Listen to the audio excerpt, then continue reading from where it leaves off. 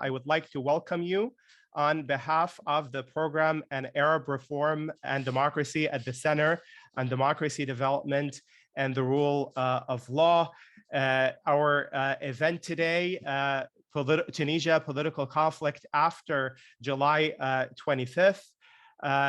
Before I introduce the speakers, I would like to extend our thanks to our co-sponsors, the Aouadi Program in Islamic Studies and the Center for African Studies. Our speakers today are Saida Al-Unsi and Ashraf Al-Awadi. Before I introduce them, I would like to express how delighted we are at the opportunity to hear from and engage with Tunisian voices, especially at this critical moment in the history of Tunisia's struggle for transformative change, and with all the serious transgressions that are being committed against democratic institutions in the country as we speak. With that, I would like to briefly introduce our guests. The first speaker is Saida Al-Unsi, who is a member of the Tunisian parliament. I should say the same parliament that is currently barricaded by security forces in order to prevent it from convening and exercising its constitutional prerogatives. Al-Unsi was elected to parliament in 2014 and re-elected in 2019, both times as an affiliate of Al-Nahda party and as a representative of Tunisians residing in the north of France. She previously served in government as the Minister of Vocational Training and was the youngest cabinet member in the country. She holds a master's degree from the Institute for the Study of Economic and Social Development at the Sorbonne. We are also pleased to welcome our second panelist, Ashraf Al-Awadi, who is a prominent Tunisian activist and academic. He is the founder of iWatch, an award-winning organization committed to fighting corruption and enhancing transparency. Al-Awadi has represented Tunisian civil society at the United Nations Convention Against Corruption. Prior to his anti-corruption work, he has had a rich career in student activism. He also taught international political economy at the Ibn Sharaf Institute in Tunis. Al-Awadi is no stranger to CDDRL. He is a former fellow at the Draper Hill Summer Fellows Program. He holds a master's degree in international relations from the University of Birmingham. And with that, I will hand it over to our first speaker, Saida Al-Unsi. Saida, welcome. Thank you for joining us. Thank you very much, Hisham, for this great opportunity, and thank you for the invitation. It's very important for us to actually get the opportunity to speak from a local perspective from Tunisia and from Tunisian stakeholders about what is going on at the moment, and also what led to the very unique and concerning situation we are in today. So thank you for making time and a space also for that. I'm really grateful.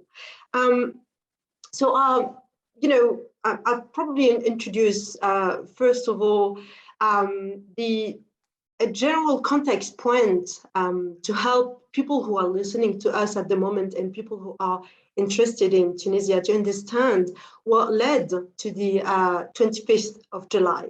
And I'll be very clear, every time I will refer to this day, the 25th of July 2021, I will just simply say the coup.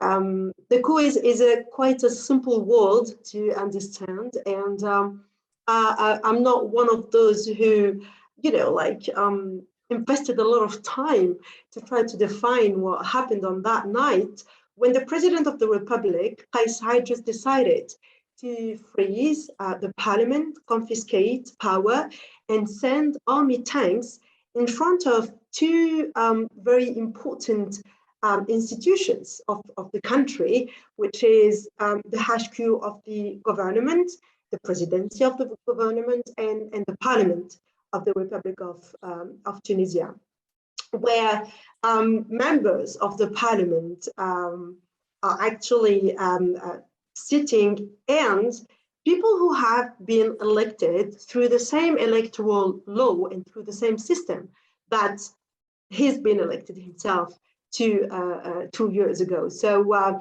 talking about legitimacy and talking about the source actually of power and the source of presence into the landscape and the political landscape in Tunisia, it is actually the same, but one actor decided to basically took off the other actor. So we are in a situation, and at least we were in a situation previously to and prior to the coup, where Tunisia was actually going through one of the most, or the deepest political crises it has to go through, at least in the last decade. At the political level, we were in a situation where the political class was very fragmented, and political parties which were sitting in the parliament were not able to get together to agree. And it was very,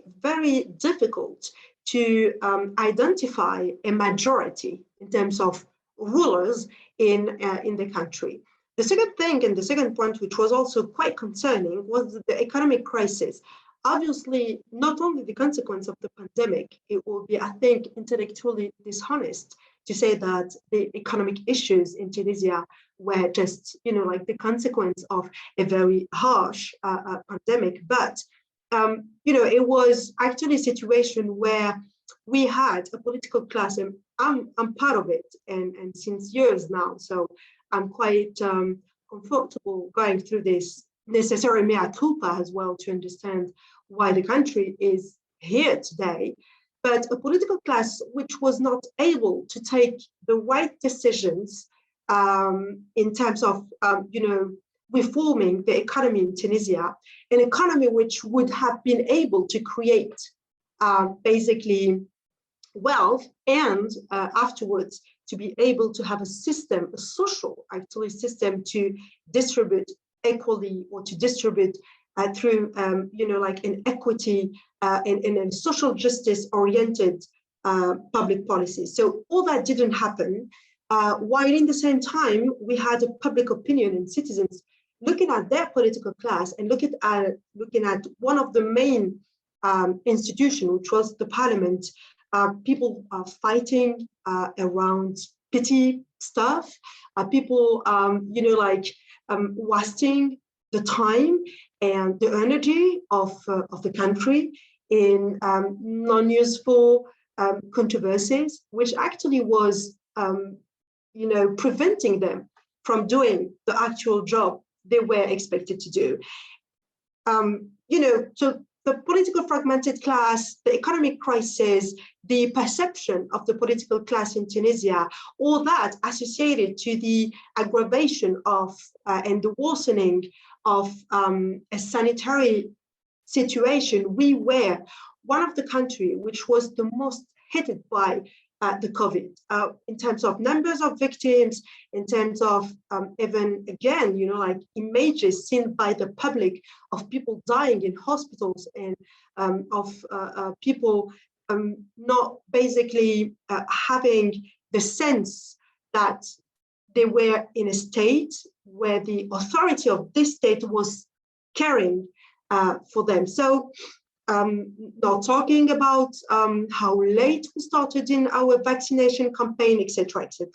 So all that actually, led in terms of justification, right? In terms of pinkwashing the coup or whitewashing the coup, and making it, helping the president to come on the night of the 25th of July and to basically say, I am going to make Tunisia avoid, like fragmentation, or what we called, like the biggest risks. And he activated, I don't consider now 3 months after the coup that he activated the Article 80 of the Constitution, but he said that he is going to activate this article. And all of a sudden, he said, I'm your one and only ruler from this day. Obviously, and I can understand how hard it was for all the countries, the diplomacy, and international stakeholders, the international community, journalists, experts, etc., on Tunisia or the MENA region, how hard it was to understand that this coup was legitimately popular into the population, because it was not, it was not finted, it was not an act. People went into streets believing really and sincerely, and they were happy because it was the, like premises of a new era, the end of a very hard and harsh and difficult time the country went through. So we went from this to a situation where, again, I say one man, and this is my second point, concentrated all the power. What does that mean when you are in a country where there is no legislative power anymore, when you don't have counter powers, when you basically have one person, and I'm not caricaturing, one person writing, articles and texts that he afterwards promulgate and say, from now on, this is your constitution, this is your reference in terms of law. This is where I come from when I take my decision. But all in the same time, having this, kind of legal framework written by Kais Saied, we don't have any kind of independent institution that could, take him responsible in, how close or how loyal he is to implementing or willing, according to the text himself wrote and promulgate and said, this is, the legal reference of everything I do and everything the government he appointed 2 months after the coup will also do. So we basically, since the coup had a justice and a judiciary power which was threatened, the positive or the, let's say at least interesting thing that we've seen is that there were resistance to that. Resistance mainly coming from the judiciary power. Judges mainly, when I say judges, I'm talking about institutions which actually represents them, their unions or the council of magistrates or of judges, trying again to say to the President of the Republic, you do actually represent the executive power, and let's not try or bring again Montesquieu here, but division of power is the very key and the very core of any a democratic system or any system which actually respects itself. In the same time, so legislatively talking, the judiciary, in the same time we had something very concerning which happened, which is that we had a president appointing a head of government or prime minister or personal secretary, depends on what perspective you put yourself in, but a person who from now on would be, the head or the other head of the executive. Obviously, till today, so at least almost 1 month after the appointment of the new prime minister of Tunisia, we never heard doing a speech, not talking about the 3 or 4 words. She said the day she came to took the oath in front of the President of the Republic. So obviously someone who is supposed to represent, the probity and the independence and the cleanliness that the President of the Republic is, talking about. So we, at the executive level, we had the appointment of a person who is, again, leading a group of ministers who are also people coming, from the administration, technocrats, people who have been around into the areas or sphere of powers this last 20 or 30 years.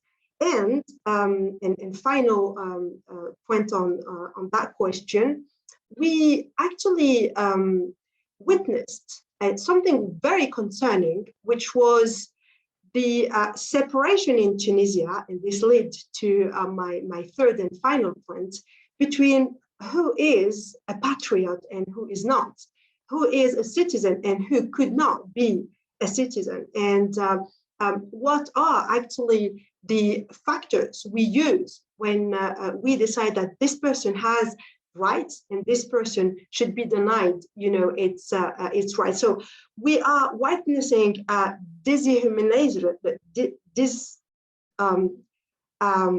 how can I say it in English?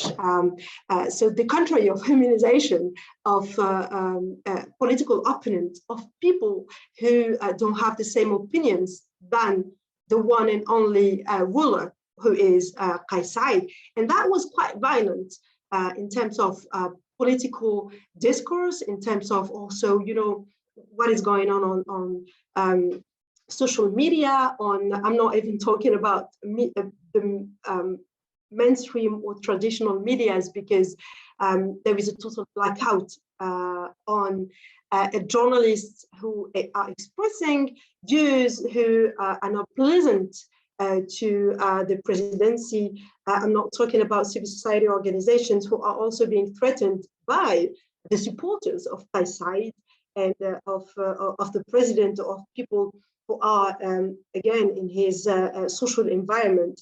And we started to design and to say these people are actually traitors.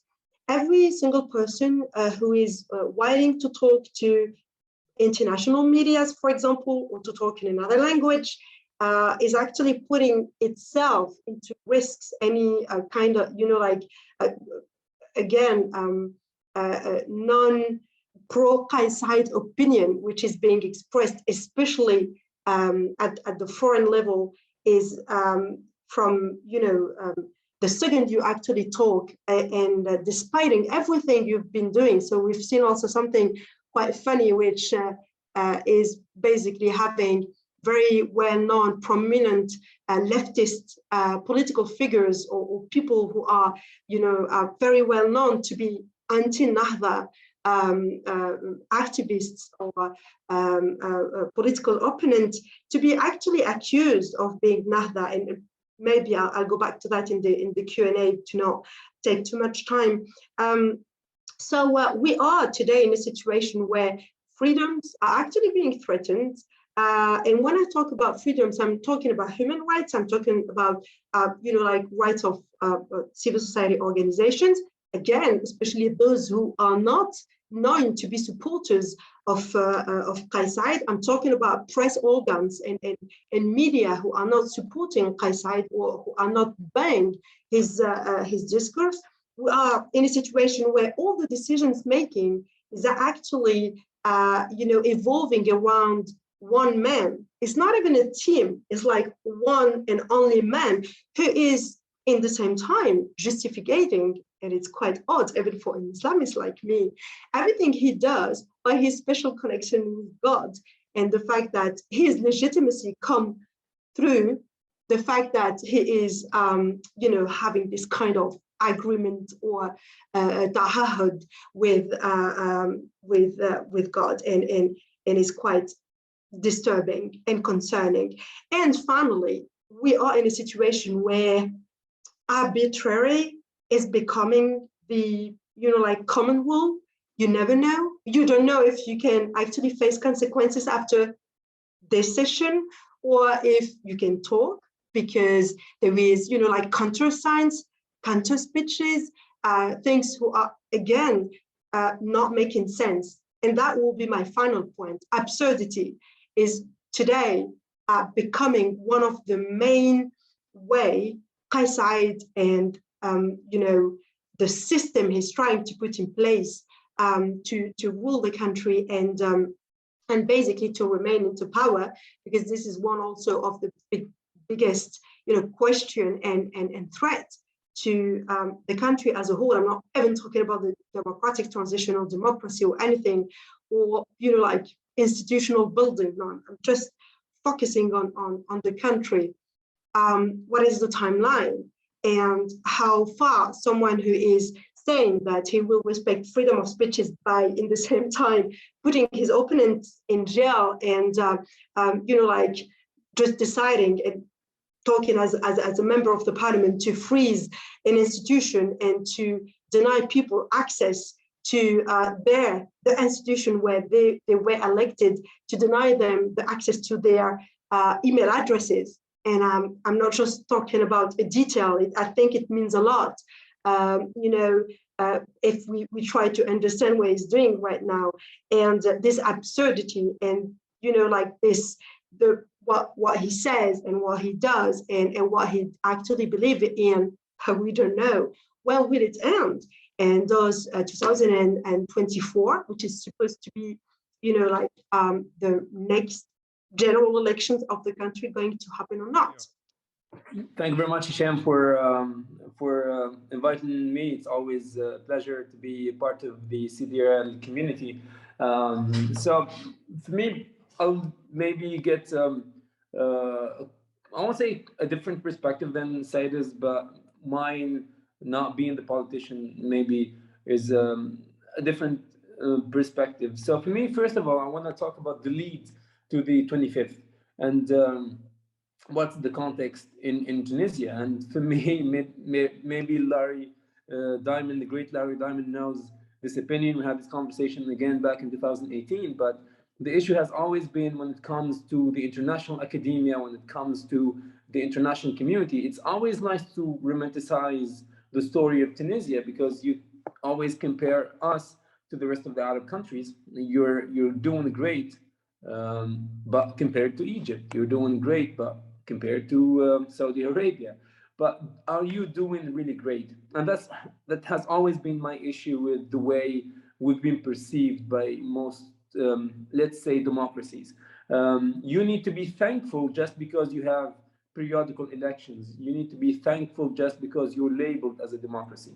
And Tunisia is a democracy if we look at the micro indicators again. It's a democracy because you have separation of power. It's a democracy because you have, as I said, elections. It's a democracy because there is freedom of expression. Yes, but what type of democracies are we? Because based on these criteria, Turkey is also a democracy. But the idea of what kind of democracy? I think we're just a mere electoral democracy when we have elections happening every 5 years, and that's it. And for me, that's not enough, because for somehow that romanticism we keep, or that loop of romanticism we keep seeing Tunisia through, has somehow influenced the way we perceive facts. For me, if I try to take you to the micro indicators now, and we try to analyze them, if you look at any report you want, Amnesty International, Human Rights Watch, and you talk about the torture, is it still happening? Yes. Are there people dying in detention? Yes, there are still people dying in detention. Is there equality in Tunisia based on gender? No. LGBT people rights, does it exist? Not really. So there's so many things that you see at the micro indicators. But for me, this is not a democracy. If I go back now to comparing what happened after the 25th and before the 25th, the pre and post. So the main thing actually that we can hear about is there is no division of powers. That's true. Now there's no division of power. But if we go back to the pre 25th of July, I have another issue, which is, for me, I feel like I'm the eternal unsatisfied person. You feel like you're always that guy who's never happy, and somehow you are somehow becoming that guy who's never happy, because before the 25th, there was no independence of the judiciary. For a year, we had the biggest scandal in the country, while the two highest judges, they've been accusing each other. One is accusing the other. One is accusing the first of terrorism. You can imagine the most influential judge in Tunisia is accused of terrorism, and the second is accusing the first of corruption. So you get the two biggest judges in the country accusing each other of two of the biggest crimes that a judge could be accused of: corruption and terrorism. And there was an investigation that happened to lead to 16 high-ranking judges who are linked into corruption, but also into political influence. So again, if you see it at the macro level, yes, it sounds like there is a division of power. It sounds like there is independence of the judiciary, but not really. The politicians, they've been always, somehow they found always a way to domesticate, let's say, the judiciary. Let's go now to the second, actually, branch of power, which is the parliament. What kind of parliament we have? A parliament when you have people who are hiding behind their immunity, you got people committing crimes, the parliament that stopped representing people, a parliament when the first thing that MPs do is they turn their back on their promises. They promise you not to make coalitions with certain groups. First thing they do, they will form those coalitions, but they will tell you somehow it's forced by the consensus building. It's all that has made people somehow lose trust of their parliament. You have a parliament when literally MPs committing crimes while exercising their jobs, let alone, of course, the legislative branch when you had the prime minister enjoying a nice weekend in a spa and in a hotel while we literally were dying because we don't have oxygen, where we literally were dying because we did not have vaccines. And I want to always thank the friends of Tunisia who helped Tunisia actually providing the vaccines. So again, like for me, it was bad before the 25th. It is still bad after the 25th. But if I am somehow to analyze the 25th, that particular day, I would divide it into two. The first thing is what happened before the speech of the president and what happened after the speech, because most scholars I'm seeing and reading all these articles and opinion pieces, and people, they miss what happened before the speech. Before the speech, there were protests taken in the streets of Tunisia. Nahda party headquarters were burnt into ashes in 14 different places. Tunisians confronting each other. Nahda partisan pushed one of the people attacking their headquarters from the roof, and it was a circle of violence that started somehow to culminate. And then there was the speech of the president, and people took off the streets, and they were happy. And literally, you can see all those videos that night, literally as if our football team, soccer team won the world champion. People were literally happy about it. But for me, what was very important is ending the cycle of violence, because that night, without that speech, we could have had really Tunisians confronting each other, maybe a new cycle of violence emanating. Now, after the speech, what happened? So I think everyone gave the president the benefit of the doubt. My organization, we sent him an open letter, and we sent him a roadmap saying, hey, if you are serious about fighting corruption, this is what you should do. And the international community, I think, gave him that benefit of the doubt. If you see, for instance, what the US did, the number of messages sent by President Biden to Tunisia, the number of envoys he sent, it shows that everyone is giving him that benefit of the doubt, but no one is somehow giving him a white blank paper to do whatever they want. So after a month, the president decides to go and renew the emergency measures for another month. And I think that's when he started losing certain sympathy. Saida mentioned the idea that somehow the people who are supporting the president, they're attacking everyone. Yes, they do. Do activists now, they go in and censor themselves, and you have that auto censorship on what you want to say? Yes, it is happening. Is the president not knowing what he's doing? Yes, he does know what he's doing. But to be honest, trying to put Tunisians into, you need to be pro 25th or against it is my problem. I'm one of those who believe in the third way. Before, we've been always put into that binary dichotomy between, hey, you need to accept dictatorship or you need to accept terrorism. And that rhetoric of Arabs are not ready for democracy and all those Orientalist discourses. So for me, no, not really. I just hate each time I find myself in a position when I need to pick between two ways. I know there's definitely a third way that no one wants to talk about. And of course, people who used to be the ruling elite before the 25th, for them, they want to go back to the pre-25th. Now, those who are in the ruling elite, they want to tell you that after the 25th is better. But for me, there's a third way.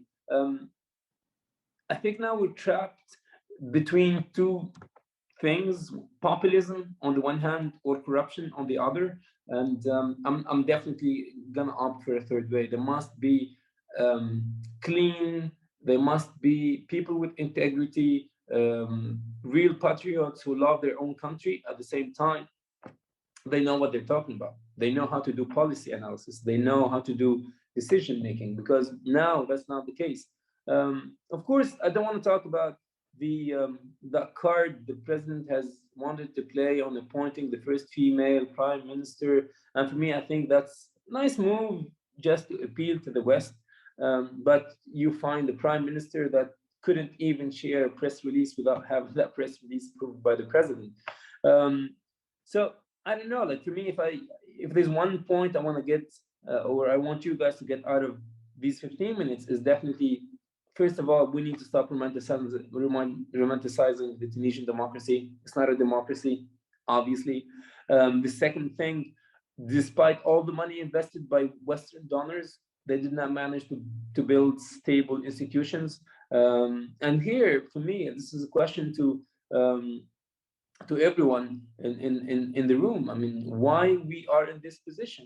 We are in this position because we did not have a constitutional court. So for me, the main question that we definitely need to ask is why we did not have a constitutional court.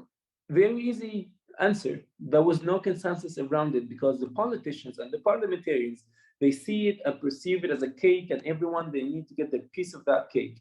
And they kept pushing back the election of the members of the Constitutional Court, because it's better for them not have someone to check the balances, not having someone to be somehow an entity that vouches for our democracy. And somehow that's the same thing the president used. He used the emptiness in the institutional landscape, because there is no counterbalance, there is no constitutional court. No one can defy his perception, his ideas, his decisions. And you find, funny enough, presidential decree that suspends a parliament. I don't know if any of you is a law student, but this is how it happened. A decree suspending a constitution. So you got that chaos. The word I steal from Saida is the arbitrary. It is happening, yes. But for me, and I wish when Larry maybe takes the floor to discuss the third way and give people other options than this fake democracy or this populist regime. So for me, I think there's a third way, definitely. And that's the one thing I will be preaching ever and forever. This is not a democracy. This is an attempt of a democracy in Tunisia.